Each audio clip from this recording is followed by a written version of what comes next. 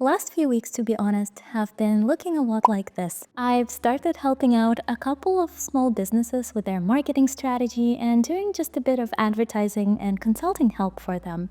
Mainly, it is the tour companies I've traveled with in the past, and it is a very new challenge for me. Definitely feels a bit scary. It is a lot of responsibility, but I'm also very excited about it. Since there aren't that many updates or behind the scenes from this week or even last week, to be honest, I thought I'd talk about something different, working in digital advertising and what the transition from the advertising agency to a sales role on the vendor side is like, and how the two are related.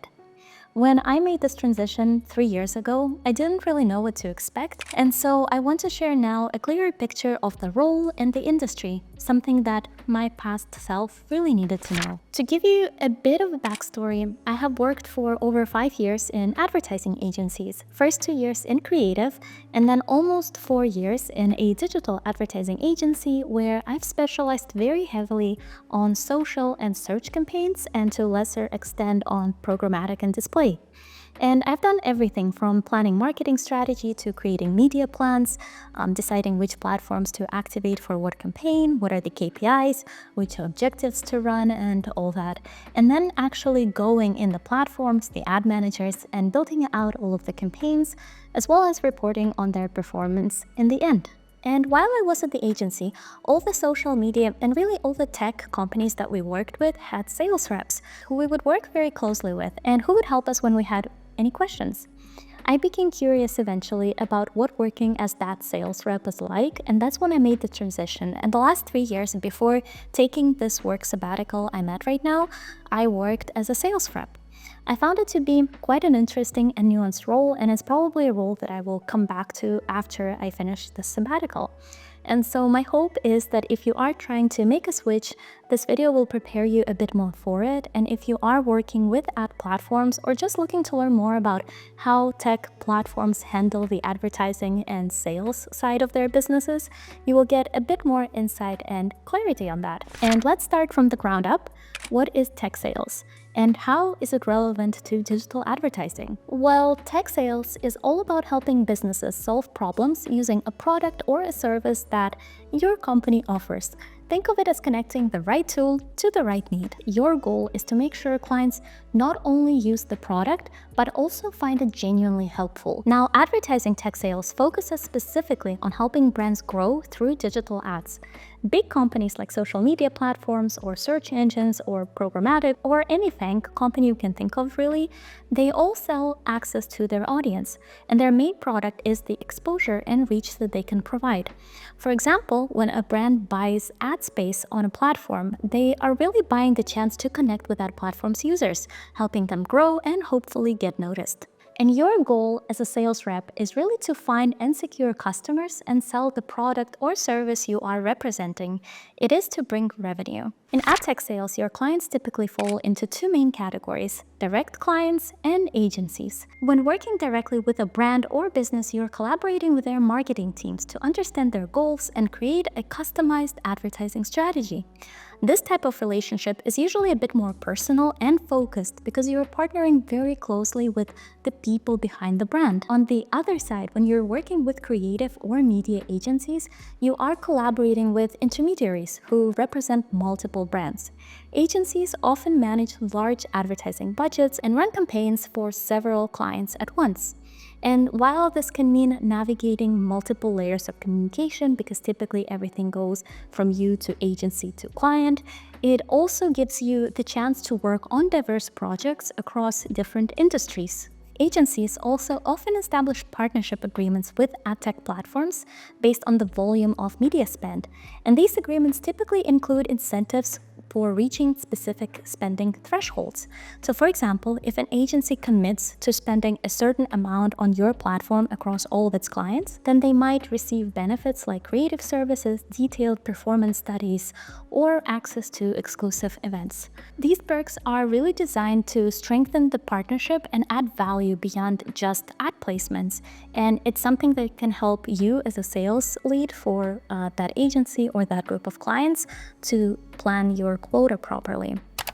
Client direct relationships can definitely feel more intimate and rewarding since you're closely involved in shaping their strategy and seeing the results firsthand, while agency partnerships, on the other hand, really allow you to scale your efforts and work with multiple projects and brands simultaneously, but both definitely have their pros and cons. And regardless of who you're working with, the key is the same: to understand each brand's unique needs and adapt your strategy to meet them. It's all about building the right fit for their goals. The day-to-day is dynamic, fast-paced, and constantly evolving. The industry is very heavily data-driven, so you're not just selling ad space.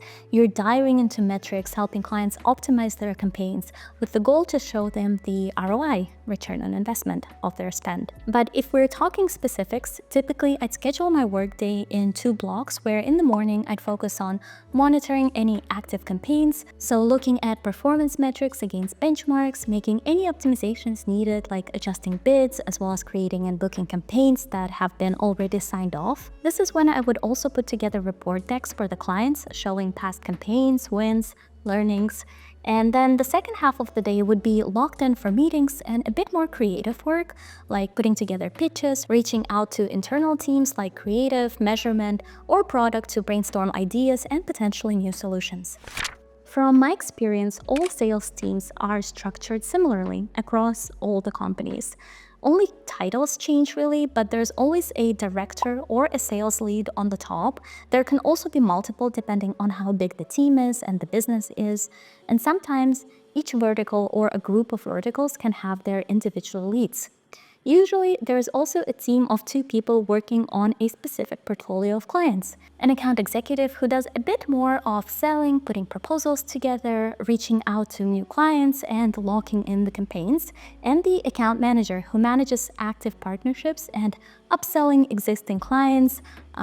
Account managers are also typically focused a lot more on performance. But at the end of the day, everything that you do as a sales rep, no matter what your exact role is, needs to contribute to your main goal and a KPI as an employee, which is to hit your revenue target.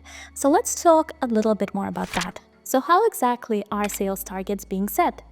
Well, sales targets are usually determined using 2 methods: tops down and bottoms up. In the tops-down approach, leadership sets an overall revenue goal for the company and breaks it down across teams or regions. This is often based on historical performance or growth potential for a specific team. And then the bottoms-up approach works a bit differently. Here, all of the individual sales reps estimate how much revenue they expect to bring in, considering their clients' portfolios, potential upsells, market conditions, and then leadership combines all of these forecasts to create a company-wide target. In practice, it is usually a mix of both methods. The company balances its growth goals from the tops-down approach with what sales reps believe is realistic and possible from the bottoms-up approach. And then the final target number is somewhere between the 2. And since we are on the topic of revenue targets, now might also be a good time to talk about compensations, which is a fairly big factor when you are considering a career in sales. Most AdTech sales roles combine a base salary with a commission structure. So the base salary provides stability, while commission is performance-based and tied to hitting or exceeding your sales target. The split between base and commission varies depending on the role. For example, account executives tend to have a higher commission proportion, while account managers lean more towards a higher base. And a common breakdown is around 80-20, meaning 80% of your total pay is your base salary and 20% comes from commission. Some companies also introduce accelerators where you earn a higher commission rate for surpassing your target. You might also see bonuses for bringing in new clients, upselling existing ones, or hitting extra goals outside of your target. Many tech companies also offer stock options as part of your compensation package, and it is important to know that while there are industry standards for all of these factors, each one is negotiable when you join a company or even when you are already part of a company. But never hesitate to ask for clarity and advocate for the best deal for yourself. Being good at sales is more about just hitting your targets. I think at the end of the day, people just buy from people. But if there are any specific advice that you're looking for, I have a couple. And the first one would be listen more than you talk. Listening is one of the most important skills in sales. The best salespeople, they really take time to understand their clients' challenges, goals, and motivations.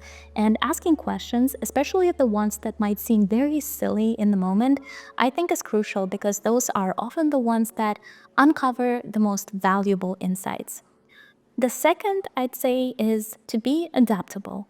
AdTech is a very fast-paced industry, and no two clients are the same, so being adaptable is essential, whether it means quickly adjusting strategies or coming up with creative ways to meet clients' needs. This is where I think teamwork also comes into play, because you need to collaborate with your cross-functional teams, and they can help you pivot more effectively and deliver the best solutions.